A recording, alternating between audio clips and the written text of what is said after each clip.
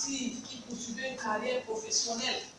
Un peu comme moi, la maman de l'armée. Mais un jour, tout cet univers va basculer. C'est pour ça que je suis triste lorsque je raconte cette histoire. Un jour, le téléphone de Cathy m'a sonné. Parce qu'elle a accompagné son enfant comme tous les matins, en voiture, et puis elle a déposé un endroit où leurs deux routes se séparaient. Elle a déposé l'enfant, elle a pris la route pour aller à son travail comme d'habitude, et l'enfant devait prendre le taxi pour aller au lycée comme d'habitude. Sauf que ce jour-là, ça ne s'est pas passé comme ça. Son téléphone a sonné. Stéphane n'est pas mort. Il n'est pas mort. Stéphane n'a pas eu un grave accident de circulation. C'est son professeur principal qui appelait pour demander à sa mère qu'est-ce qui se passe parce que depuis un mois, il ne voit pas son ami à l'école. Voilà. Je viens de vous dire que tout à l'heure, là, sa maman vient de le déposer, non? Mais maintenant, le professeur principal dit que depuis un mois, l'enfant ne vient pas à l'école. Qu'est-ce qui se passe? Lorsqu'elle arrive à la maison le soir, elle interroge l'enfant. Les enfants font souvent non, c'est quoi? Qui t'a dit ça? Hein? On raconte des histoires, c'est pas vrai. Mais lorsque la maman pousse un peu, un phénomène étrange se produit. Stéphane s'éprouve. Il se met à pleurer, à chaudes larmes. Il pleure, il pleure. Ce que vous devez savoir, c'est que Stéphane est enfant unique et sa maman l'élève seule. Donc lorsqu'elle a pris la grossesse, comme ça arrive souvent, le père a disparu, elle élève donc seule son enfant. Et lorsque l'enfant réussit à se calmer, elle lui explique que depuis un mois, tous les matins, quand elle le dépose là, il y a des gens qui viennent le prendre. En fait, une voiture avait garé.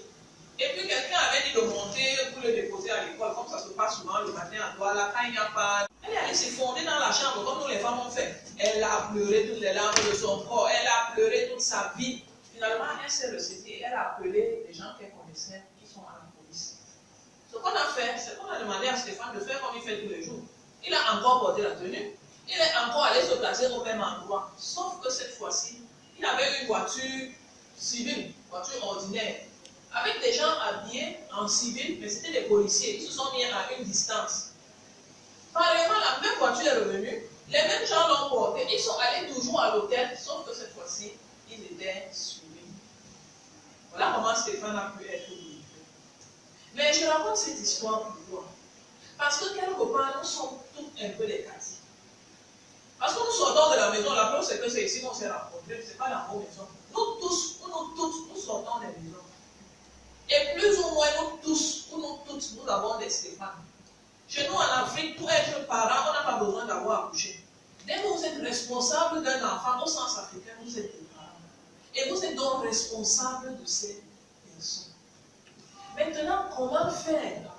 La maman, Cathy s'est posé toutes sortes de questions.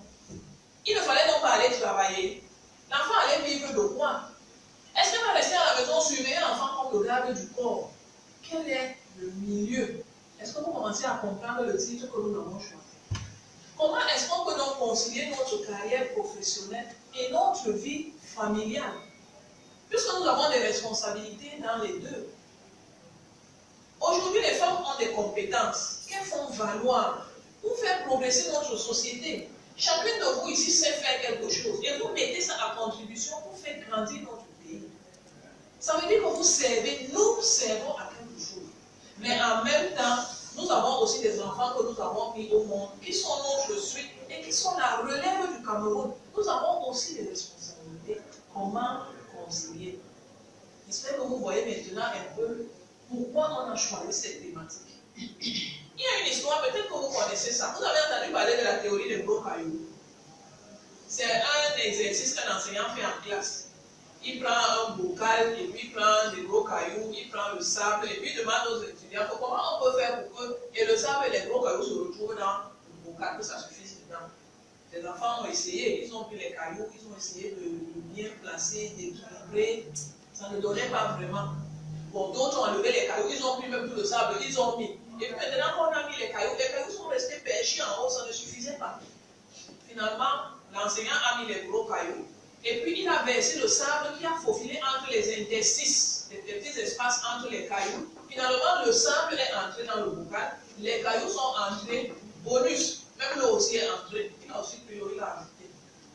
Un peu pour dire que toutes nos casquettes sont nécessaires. Tout ce que nous faisons, nous devons le faire. C'est notre devoir. Mais problème d'équilibre. Est-ce que vous comprenez un peu? Comment trouver l'équilibre dans tout ce que nous avons à faire? Et ça, c'est une réelle thématique. Et nous avons réfléchi là-dessus et on a trouvé quelques astuces. Mais avant de vous donner ces astuces, je voudrais quand même attirer votre attention sur le fait que nous tous sommes liés. Nous avons exactement la même mission lorsque nous naissons. Tous les êtres humains, c'est de laisser l'humanité en meilleur état que nous l'avons trouvé. Tout le monde, même les fous en route, tout le monde a exactement le même devoir, laisser l'humanité en meilleur état que nous ne l'avons trouvé. Maintenant, bien sûr, ça va se décliner en termes de nos talents, nos goûts, nos envies, les opportunités et tout ça. Mais la finalité, c'est que le jour de notre mort, là, il faut qu'on ait fait le maximum pour laisser le monde meilleur qu'au moment où nous l'avons trouvé. Maintenant, dans la pratique, comment est-ce qu'on peut faire pour équilibrer? On est d'accord que Mme Cathy de tout à l'heure ne pouvait pas laisser Stéphane rester le regarder. Il faut payer le loyer. Il y a des charges. Donc, il faut bien qu'elle produise quelque chose. Maintenant, elle ne peut pas empêcher Stéphane d'aller à l'école. Comment aurait-elle pu juger? Comment nous, les Cathy d'aujourd'hui, qui avons nos Stéphane aussi, qu'est-ce que nous pouvons faire? Il y a un anagramme auquel on a pensé, c'est ETEC. Si avec le tableau, on aurait écrit E, T, E, C. E, T, E, C. Ça a des significations. On a classé ça comme ça pour que le cerveau retienne un peu plus facilement.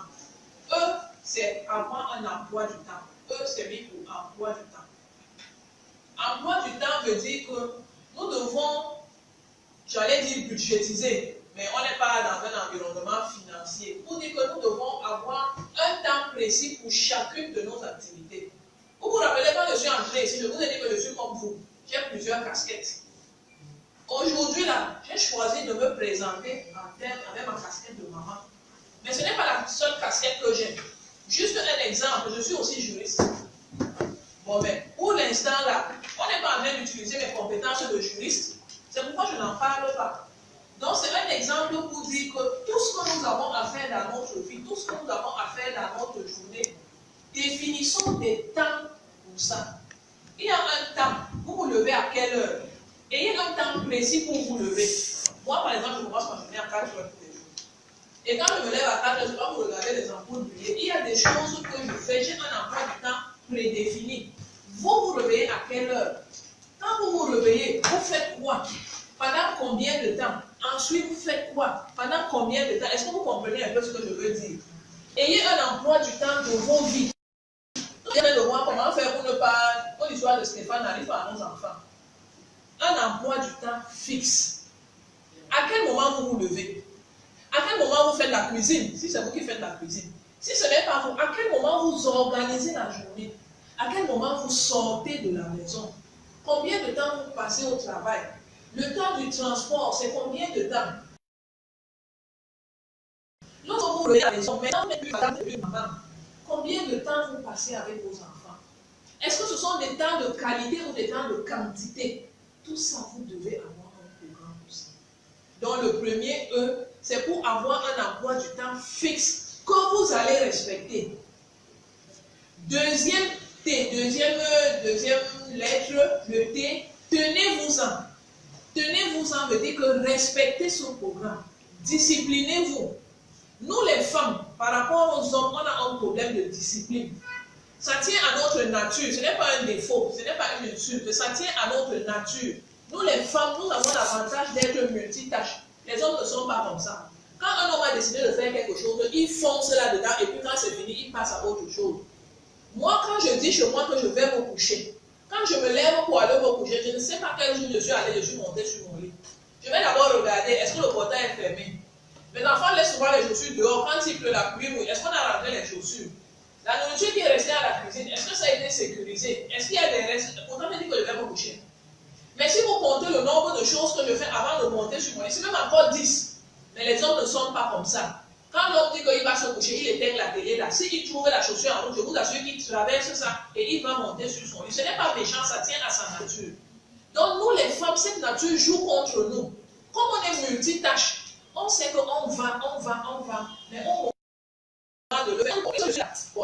il peut allumer le feu alors. Bon, je vais un peu chauffer la nourriture. Bon, en attendant que ça chauffe, je vais. Vous voyez comment on est déjà en train de nous éloigner de l'emploi du temps qu'on a fait. Le deuxième T est très important, disciplinons-nous. Le travail ne finit pas, ça s'arrête quand on meurt. Vous avez entendu parler du repos éternel, non? Quand on meurt, on aura le temps de se reposer. On n'a pas besoin de s'embrouiller. Disciplinons-nous. Est-ce que vos enfants connaissent même votre programme? Moi, quand quelque chose ne marche pas dans mon programme, c'est mes enfants qui disent que, hé, maman, qu'est-ce qui t'est arrivé aujourd'hui? Mais tu ne fais pas telle chose aujourd'hui. Parce que je me suis tellement disciplinée à faire ça que même les enfants savent qu'à telle heure, je fais telle chose. Tenez-vous ensemble. Le 1 maintenant, écoutez le retour. Écoutez le retour. Tenez compte du feedback. Ne faites pas seulement comme les robots, parce qu'on a dit que fixez-vous un objectif et tenez-vous-en à ça. Non. Écoutez le retour. Les actions qu'on vous posez, ça a quel effet? Est-ce que ça stresse les enfants? Lorsque vous rentrez à la maison, est-ce que vous foncez à la cuisine? Regardez autour de vous. Qu'est-ce qui se passe? Lorsque vous appliquez ce programme que vous avez préparé, comment est-ce que vos conjoints vivent ça? Comment est-ce que vos enfants vivent ça? Comment est-ce que vous-même vous vivez ça?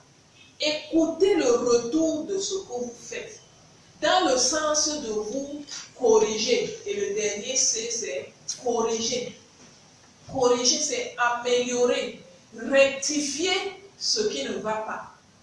Et là, nous entrons dans le processus de la roue continue. Dans l'enseignement supérieur, on appelle ça le processus de la roue continue. Planifier, d'où? Voilà, c'est effectivement ça. Voilà. Nous entrons donc dans cette roue qui est en fait la roue de la vie, qui est en fait une roue perpétuelle. Nous planifions des choses, nous les faisons. Maintenant, on vient voir comment on peut rectifier, on corrige et on recommence. Donc, en fait, pour être une maman Cathy améliorée, pour être une maman Cathy qui ne se plaint pas, qui n'a pas un enfant comme Stéphane, qui a eu un malheur, nous devons appliquer ces conseils, nous devons nous discipliner. Mais, mesdames, monsieur aussi, est-ce que très sincèrement, ce que j'ai dit là, c'est vraiment aujourd'hui que vous entendez ça? Moi, je ne pense pas. Peut-être vous l'avez entendu sous d'autres cieux, d'une autre façon, mais je n'ai pas l'impression que ce que je dis aujourd'hui, vous découvrez ça aujourd'hui. Moi, je ne pense pas. Mais la vérité, c'est que nous ne le faisons pas. Et c'est parce que nous ne le faisons pas que nos enfants vont à la dérive. Nous avons une carrière professionnelle bien tracée, mais nos enfants sont les bandits au quartier. Lorsque nous arrivons, on se met debout pour nous saluer, mais notre enfant nous amène les bandits à la maison. Parce que nous sommes toujours en Europe, nous sommes toujours en train de leur apporter les derniers gadgets. Finalement, ils nous voient comme du matériel. Ils ne nous voient plus avec un sentiment filial. C'est pour ça qu'ils ont le courage d'amener les bandits chez nous, nous-mêmes leurs parents. C'est déjà arrivé qu'on a arrêté un enfant qui viole des enfants dans le quartier. Lorsqu'on va regarder, ça semble que c'est notre enfant. Quel enfant? Nous disciplinons les gens au bureau. Nous disciplinons notre propre vie. Nous sommes un exemple partout où nous passons, mais nos enfants nous dépassent. Il faut faire quoi? Il faut le faire fouetter. Il faut l'amener au commissariat. Il faut faire quoi? Moi, j'ai mon amie qui vit aux États-Unis. Lorsque je lui ai expliqué le concept des parents d'adolescents, elle me dit que vraiment, elle est en train de vouloir renvoyer son enfant au Cameroun. Parce que l'enfant devient tellement têtu aux États-Unis qu'elle a peur de le perdre. Je lui ai dit de ne pas le faire. Parce que nous-mêmes, nos enfants ici, là, sont autant têtus. Ce qu'il y a à faire, c'est nous, les parents, qui devons nous discipliner.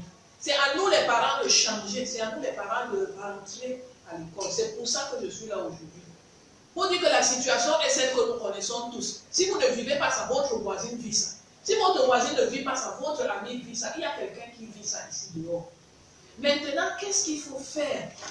Il faut poser des actions. Tout le monde sait qu'il faut poser des actions, mais est-ce qu'on les pose alors? Ou alors, si on pose ces actions, pourquoi toujours nos enfants sont têtus? Et lorsque les enfants sont têtus, nous, on arrive au travail, on n'est pas concentré. Il y a souvent des femmes qui viennent au travail, mais l'enfant est en cellule. Vous pensez vraiment qu'elle va donner son rendement? Elle n'est pas en paix avec elle-même. Parce que si ça ne va pas à la maison, au travail aussi, ça ne va pas aller. Comment retrouver l'harmonie? Alors, les parents d'adolescents ont pensé qu'il vaut mieux quitter de la théorie que vous connaissez, que nous connaissons tous, pour tomber dans la pratique. Nous avons pensé à un après-midi détente, qui serait une sorte de tutoriel. Vous connaissez les tutoriels? Où on explique étape par étape ce qu'il faut faire. Là, je vous ai dit ETSC. Je ne suis pas sûre que c'est aujourd'hui que vous entendez ETSC. Peut-être j'ai arrangé ça pour que votre mémoire retienne ça. Mais je ne pense pas que c'est aujourd'hui que vous entendez ça. Mais pourquoi donc ça ne se fait pas? Nous avons donc pensé que plutôt que de parler, plutôt que de faire de la théorie, il faut qu'on montre, qu'on ne dise plus, qu'on montre. C'est pour ça que nous avons pensé à organiser un après-midi détente qui a pour but de rapprocher les parents de leurs enfants. Parce qu'effectivement, nos enfants sont devenus des étrangers pour nous. On loge des gens à la maison qu'on ne connaît même pas. C'est pour ça que nos enfants nous amènent des bandits à la maison. Si on vous avait dit un jour que votre enfant peut vous amener un bandit, vous auriez dit non. Ça veut dire qu'on ne les connaît pas. On est concentré à payer l'école, l'eau, la nourriture, les habiller, mais dans leur tête, on ne met rien. Parce qu'à 6h30, on est sorti. Vous arrivez ici à quelle heure? Pour être à Bonanjo à 7h30, s'il y en a qui habitent à la cité, Bonanjo, Salimakape et tout ça, on sort de la maison à 6h30. Pour sortir de la maison à 6h30, vous vous êtes levé à quelle heure? Où est le temps pour votre enfant? Donc nous allons apprendre ce jour-là comment vous réconcilier avec vos enfants. Comment redevenir le confident de vos enfants? Quelqu'un a dit que comment apprendre à draguer votre enfant? Il faut absolument qu'on rentre dans sa vie. Il faut absolument que spontanément qu'il vienne nous dire qu'est-ce qui ne va pas. Parce que s'il nous dit ça, on pourra adapter, on pourra arranger. Parce qu'à un moment, lorsque vous commencez à avoir un certain âge, lorsque vous passez la quarantaine comme moi là, je vous assure que vous commencez à vous poser les bonnes questions. Quand on n'a pas encore atteint cette tranche d'âge, on est concentré sur son apparence, sur sa carrière professionnelle. Il faut que je sois, il faut que qu'on me voit, moi. Les gens oublient que l'excès de je me moi, comme à je me noie. Parce qu'en fait, on va se noyer. Mais à un moment, vous commencez à vous poser les bonnes questions. La carrière professionnelle est bien, mais l'enfant, c'est un être humain, c'est votre suite, c'est votre relève. Qu'est-ce que lui, il devient? De votre vivant, il devient là comme ça. Là. Après, vous, ça va devenir comment? Tous les investissements que vous avez faits, où est-ce que ça va aller? Nous pensons qu'il y a quelque chose à faire et nous sommes prêts à le faire. Donc, nous voulons inviter tous ceux qui pensent qu'ils peuvent encore se rapprocher de leurs enfants. Tous ceux qui ont envie de regagner l'amour, l'affection de leurs enfants, qu'ils viennent à cet après-midi détente. C'est un espace, on a appelé à ça après-midi détente pour les enfants. En fait, c'est un tutoriel. C'est un après-midi où nous allons nous concentrer à montrer aux parents, étape par étape, comment redevenir le confident de leurs enfants. C'est un après-midi de 4 heures de temps. Ça va aller de 14h à 18h. Il y a la date, il y a des flyers qui ont été conçus. Vous aurez ça tout à l'heure. Mais à cet événement, il y a des spécialistes de l'éducation des enfants qui se sont mobilisés pour monter un programme éducatif. Il y aura par exemple un film. Il va passer sur un petit film, c'est pas long. Mais après le film, il y aura une séance de débriefing pour tirer les leçons de ce film que nous allons nous appliquer à nous les parents. On va amener les enfants parce qu'on veut rapprocher les parents des enfants, mais ce jour-là, les parents passent. Quelles sont les erreurs que nous commettons, souvent même sans nous rendre compte? Il y a des jeux qui ont été prévus. Bon, on appelle ça des jeux. Mais en réalité, c'est un coaching qui est fait. Est-ce que vous avez entendu parler du jeu qu'on appelle question pour un champion? Vous avez entendu parler de ça? Pas beaucoup. C'est un jeu dans lequel on pose une question et puis on donne quelques secondes de réflexion. Sauf qu'à ce moment-là, ce jeu va se faire par équipe. Il y aura 2 équipes face à face, mais une équipe sera le parent et son enfant. Le but de ça, c'est de mettre dans le subconscient de l'enfant que lorsqu'il est proche de son parent, il est plus fort. Exemple, quelle est la capitale? Quel est le nom de la capitale du Cameroun? Vous avez 5 secondes. Le parent et l'enfant vont se concerter. Et ils vont dire Yaoundé. Et ils vont gagner. Nous, on sait que c'est Yaoundé depuis. Mais on fait ça exprès pour que l'enfant comprenne qu'il est plus grand quand il se rapproche de son parent. Lui et son parent, ça ne fait pas 2, ça fait 4, ça fait 5. C'est ça qu'on veut mettre dans leur tête. Donc on aimerait qu'au sortir de là, les parents et les enfants partent bras dessus. L'entrée sera payante, ce sera 10 000 francs. Mais dans ces 10 000 francs, il y a des choses que vous allez reporter. Ces 10 000 francs représentent l'avenir de votre enfant. Représentent ce que vous voulez pour votre enfant. Je suis une femme comme vous. Nous mettons 10 000 francs dans beaucoup de choses. Si vous êtes comme moi, j'ai les paires de chaussures chez moi. Peut-être que vous en avez aussi. Les sacs à main, les choses pour la beauté, on en a à la maison. maison pleine. Et je vous assure qu'il y a des moments où on a des habits qu'on ne sait même plus qu'on les a. Parce qu'on achète, on dépose, on achète, on dépose, on achète, on dépose, c'est 10 000 francs beaucoup de fois. Mais aujourd'hui, celui qui va sortir son argent, c'est celui qui voit loin. Celui qui veut un avenir meilleur pour son enfant. Celui qui veut être coaché pour pouvoir être une lumière pour son enfant et pour d'autres parents autour. Est-ce que vous imaginez un peu les voisines en train de demander pourquoi il n'y a jamais de cri chez nous? Pourquoi ces enfants lui donnent les mots de tête? Il y a des femmes qui babadent, elles se mettent à pleurer. Pourquoi chez vous c'est toujours calme? C'est de ça qu'il s'agit. Donc nous sommes venus vous dire que ce qui arrive à Stéphane, ce n'est pas une fatalité. C'est déjà arrivé, et soit dit en passant, c'est une histoire vraie qui s'est passée ici à Douala. C'est une histoire vraie. Mais ce n'est pas une fatalité. On peut changer la tendance. Nous tous, nous avons les Stéphane qui sont en train d'aller sur cette tendance. Mais si nous nous disciplinons, nous pouvons inverser la tendance. Donc l'événement aura lieu le 21 octobre, c'est dimanche de la semaine prochaine, de 14h à 18h. Ce sera à la rue du Centenaire. La rue du Centenaire, c'est la rue qui est derrière le magasin Orca, à côté de Alios Finance. Tout juste à côté de Alios Finance. De toutes les façons, il y a des hôtesses qui sont mobilisées, il y a plein de choses qui ont été mobilisées pour passer un après-midi agréable, un après-midi de détente. Mes amis, vous savez danser? Vos enfants vous ont déjà vu danser? Ou alors vous passez seulement le temps à gronder? Ce jour-là, on va faire le concours de danse. On va voir qui dépasse entre les parents et les enfants, qui danse le mieux. Mais rappelez-vous une fois de plus, le but ce n'est pas de danser. Je sais que vous savez danser. Le but c'est de rapprocher le parent de son enfant. Il y a beaucoup de cadeaux surprises qui vont arriver. Et certains de ces cadeaux, c'est vous les parents qui allez prendre, ça vous sera offert. C'est vous les parents qui allez prendre ça et remettre à votre enfant. Il y a un instant je t'aime qui va avoir lieu. Beaucoup d'enfants, surtout chez nous en Afrique, on ne dit pas à nos enfants qu'on les aime. Parce que nous sommes très pudiques. Nous-mêmes, nos parents ne nous ont jamais dit qu'ils nous aiment. Du coup, quand on dit à quelqu'un qu'on l'aime, on dit qu'on n'est pas aussi par le film ici. Laisse-nous les choses de la télé. Mais c'est parce que ces enfants n'ont pas cette affection qu'ils vont les chercher ailleurs et puis ça crée les dérives comme pour Stéphane. Donc nous allons réapprendre. Peut-être pour certains d'entre nous, ce sera la première fois que l'enfant entend sa maman dire que mon ami, je t'aime. Et il y aura beaucoup d'autres surprises.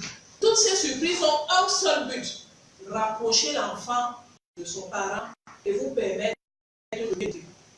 Voilà, c'est ce que j'avais prévu pour partager avec vous. Si madame le délégué le permet, on va prendre juste 1 ou 2 minutes pour d'éventuelles questions, pas plus que ça. Que ce soit sur le speech, que ce soit sur l'événement, juste 1 ou 2 questions pour ne pas abuser de votre temps. Oui. Ça suppose que la parole est arrivée à être voilà. Entre-temps, si certains d'entre vous, sont Internet, le dépliant rouge que vous avez reçu, c'est toutes les adresses de cette société. C'est une plateforme communautaire africaine qui accompagne les parents dans la gestion de leurs enfants, notamment les adolescents. Donc notre but, c'est d'accompagner les parents pour mieux gérer les enfants, pour réduire les dérives sociales. Donc si vous êtes Internet, il y a un site Internet, lesparentsadolescents.com. Il y a une page Facebook très très active. Vous pouvez regarder, c'est les parents d'adolescents. Il y a une chaîne YouTube où il y a des vidéos qui ressortent les thématiques qui concernent la vie des enfants. Exemple, est-ce que vous avez déjà posé votre sac? Vous êtes venu trouver que votre enfant souffrait de l'argent dedans. Qu'est-ce qu'on fait? Il y a une vidéo qui explique ça. Est-ce que votre enfant est sale? Vous envoyez souvent l'enfant se laver, il ressort, il a attaché la serviette sur lui, mais il n'a pas touché à l'eau. Qu'est-ce qu'il faut faire? Est-ce que votre enfant a des écarts de langage? Est-ce que votre enfant vous parle mal, que ce soit en public ou en privé? Qu'est-ce qu'il faut faire? Sur cette chaîne, vous avez des informations. Donc, je vous invite instamment à y faire un tour. Vous serez vraiment édifiés. Et pour tous ceux qui veulent changer quelque chose, nous nous verrons dimanche le 21 de 14h à 18h. Sur ce, je vous remercie de m'avoir écouté. Madame le délégué, merci beaucoup. Okay, je pense que Madame Sama a été suffisamment claire déjà pour présenter le contexte et situer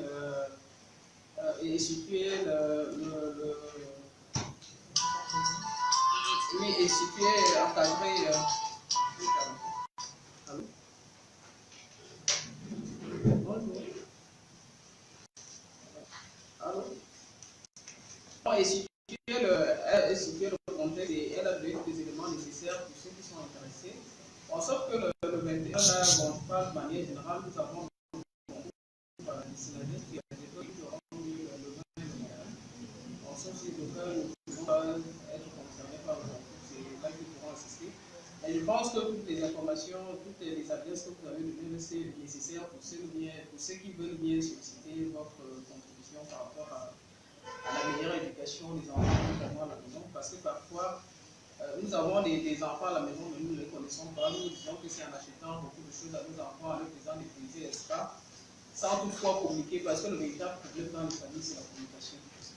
Le père est de bien au boulot, la maman n'est dit que quand elle donne à manger ou bien elle a quelque chose à faire. En dehors de ça, ce sont des inconnus. Vous avez l'écran qui est devant vous, il y a les chaînes de télévision, chacun la télécommande à sa poubelle, et puis les téléphones, vous achetez les tablettes aux enfants, chacun dans son monde virtuel. Finalement, vous êtes ensemble, mais vous ne vous connaissez pas.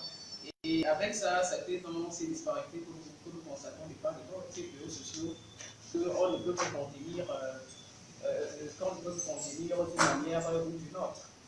Donc, c'est que je pense que pour tout un parent que nous sommes, nous devons comprendre que c'est un exercice qui est nécessaire. Peut-être que le fond d'entre nous le font déjà dans les domiciles, mais ce serait mieux encore de partager avec les autres parents pour comprendre un peu la portée. Parce que parfois on se dit que non, j'ai des démons chez moi sans savoir qu'ailleurs même ce sont c'est Belzébuth. Il y a plusieurs Belzébuth. Ailleurs, vous ne savez pas pourquoi je ne vais pas porter comme ça, alors que votre foi, vous devez porter. Comment porter cette foi? Il faut savoir se définir des canons de vie qui encadrent la vie de famille. Et aussi concilier la carrière, parce qu'il y a parfois le parent, il s'oublie, peut-être au travail. Même si vous avez évoqué tout à l'heure, même si vous n'avez pas assez de temps, mais c'est la manière de fonctionner avec votre famille, que l'enfant saura que voilà comment je devais me comporter. Parce que même si vous vous levez à 4 heures et que vous avez éduqué vos enfants à telle enseigne qu'ils se lèvent peut-être 4 heures, si vous avez 30 minutes de prière, ça fait 5 heures, vous aurez déjà fait la cuisine, vous aurez déjà fait la goûter. À 5 heures, vous faites la prière, 5 heures, vous les apprêtez, 6 heures, tout le monde est prêt, il fait le petit déjeuner pour aller à l'école. Je pense que, et vous posez, parce que généralement, ce que nous avons constaté dans certaines familles, les gens mangent difficilement ensemble. On sert les plats, on les pose, chacun peut prendre son plat. Or, nous, quand on grandissait, la meilleure des façons, c'était que parfois, c'était le plateau. C'était parfois le plateau, on servait des filles ou bien les garçons, bien les mêmes âges, et puis les gens mangeaient ensemble. Et on apprenait à être mature comme ça, parce que celui qui était plus vigilant, si c'est le riz, on vous sert le riz, il chauffe. Et les garçons allaient plus vite avec la cuillère, ils foutaient ça dans la bouche que les filles, c'était pas le temps à souffler, mais à la fin, tu te rends compte que tu n'avais pas mangé. Tu es obligé de faire les petites portions. Donc, ce qui fait qu'en grandissant dans cette logique-là, l'enfant sait déjà comment s'adapter dans l'environnement. Or, quand vous servez un enfant, il a son plat gratuit, il veut manger à son temps, il fait des caprices, il voit d'abord la télé, maman va faire ceci, cela. Mais vraiment, comme j'aime souvent le dire, même vivre dans les barrières, ça emprisonne les consciences de nos enfants. Il faut parfois laisser les enfants s'évader, découvrir le monde pour savoir à quoi se socialiser, à quoi ressemble la société. Parce que plus vous gardez l'enfant dans la barrière, plus il ne connaît pas les problèmes de société, et à la fin, vous allez vous retrouver avec des déviances que vous n'allez pas maîtriser. Pourquoi? Parce que quand il va rencontrer l'environnement,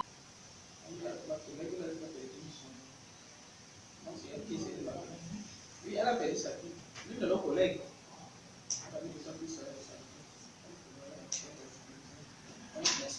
Donc vous voyez que vous aurez des cas comme ça,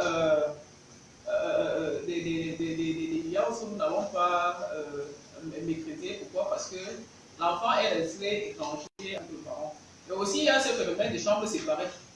Quand vous considérez, vous vous dites que vous avez beaucoup d'argent, vous mettez l'enfant seul dans la chambre. J'en ai des cas, malheureusement, ce n'est pas le contexte parce que je peux, bon, comme vous savez dire que les personnes ressources, ça va quand nous serons ensemble. Il y a tellement de cas, il y a de vous susciter pour résoudre le problème parce que vous l'avez dit au départ, mais vous n'avez pas dit que c'est là que vous devez arriver. Vous voyez un peu, vous n'avez pas vu la conséquence, vous avez cru devoir assurer le bien-être de vos enfants que vous ne l'écoutez pas. Or, autour de la table, vous allez vous voir. Autour de tel palais, vous dites par exemple que chaque soir vous allez faire l'amour de vous allez faire l'amour. Par exemple, le problème de la sexualité des années 80-90. Un parent, une maman, c'était difficile qu'une maman fasse s'asseoir sa fille pour lui dire que maintenant tu es devenue une jeune fille, tu auras les règles pendant la période ceci. Elle laisse l'enfant découvrir par lui-même et après ça devient un danger. Parce que s'il faut expliquer la période ceci, elle va être trompée par quelqu'un qui est dans les hormones et tout ça. Les cas les jeunes vont apprendre partout où c'est expliqué qu'un enfant de 9 ans, pour celles qui sont précoces, est grosse ou bien un enfant de 10 ans, 12 ans. Pourquoi? Parce que le parent n'a pas expliqué. Donc vous voyez que tout ça, moi je pense que la base reste toujours la communication. Et la communication, il faut être franc avec nos enfants. Il faut savoir leur dire le pour et le contre d'une action. Parce que quand vous essayez de vivre là, vous voyez quelque chose, vous dites que non, le père ne veut pas parler. Peut-être que le père a vu, peut-être ou bien la mère a honte de dire le père. Ça permet que vous laissez l'enfant grandir avec ses idées dans son monde virtuel et vous allez vous retrouver face à un dilemme qui va vous dépasser. Donc je pense que le groupe, l'initiative de groupe parents-ados a été bien pensée. Chacun d'entre nous a une expérience à partager et à édifier l'autre, parce qu'on ne peut pas se dire que non, nous maîtrisons nos enfants. Personne ne peut dire qu'il maîtrise son enfant. Parce que tant qu'il est à la maison, on croit que ce sont des amis. Mais dès qu'ils sortent là, ça devient des monstres géants. C'est-à-dire que l'exercice de son enfant va entrer de fait, on se passe à distance, et que son enfant là-bas dit que ça ne peut pas être connu. Oui. Merci madame, je vais passer la parole. Je suis madame Titi. C'est par rapport à l'activité de l'auteur. Est-ce que les 10 000 francs là, c'est dépendamment de la taille de la famille? Est-ce que c'est un parent, un enfant, deux parents avec tous les enfants? Oui, c'est une bonne question. En fait, c'est pour le couple parent-enfant. Maintenant, c'est prévu qu'on ajoute quelqu'un d'autre. Ça va faire 5 000 francs en plus parce que chaque personne nécessite une préparation particulière. Donc, ça, c'est pour un parent et un enfant. Idéalement. Maintenant, 2 parents, ça peut se faire. Bon, ce n'était pas le but, mais idéalement, c'est pour un parent, un enfant. Donc, c'est pour me dire en d'autres termes que le père peut venir avec la fille, la mère peut venir avec le garçon, ça fait un élément. Donc, en couple, le couple, c'est le parent et son enfant. Et maintenant, si le parent vient avec 2 enfants, ça fait 15 000 francs. Pourquoi? Parce qu'un enfant, il aura ses besoins particuliers, il y aura peut-être des rafraîchissants, il y aura des jeux à faire, et puis il va participer. Donc, il sera plus en charge d'une manière ou d'une autre. Et je profite pour préciser avant que quelqu'un nous pose la question. On a dit que c'est le profil parent-ado. Donc, certaines personnes ont demandé l'adolescent, là, c'est à quel âge? Il n'y a pas d'âge parce que l'adolescence, c'est une tranche d'âge, ce n'est pas un âge fixe. Certains commencent l'adolescence à 10 ans, 9 ans, 12 ans. Donc, c'est pour dire qu'il faut juste que l'enfant soit capable de comprendre. Parce que ce qu'on veut, c'est mettre dans son subconscient qu'il est grand à cause de son papa. Ou il est quelqu'un à cause de sa maman. Donc, dès que l'enfant a l'âge de comprendre ce petit jeu, il est le bienvenu. Même les enfants de 7 ans, hein, jusqu'en psychologie infantile, un enfant de 7 ans, il développe l'attitude de la personnalité, dans le rejet de celui qui est devant lui. Il exprime le soi, et en exprimant le soi, c'est aussi un début de complexe d'indépendance. Avec ça, ça crée souvent des conflits dans les maisons. Surtout pour il y a des petites filles et certains petits garçons à partir de 7 ans qui développent cette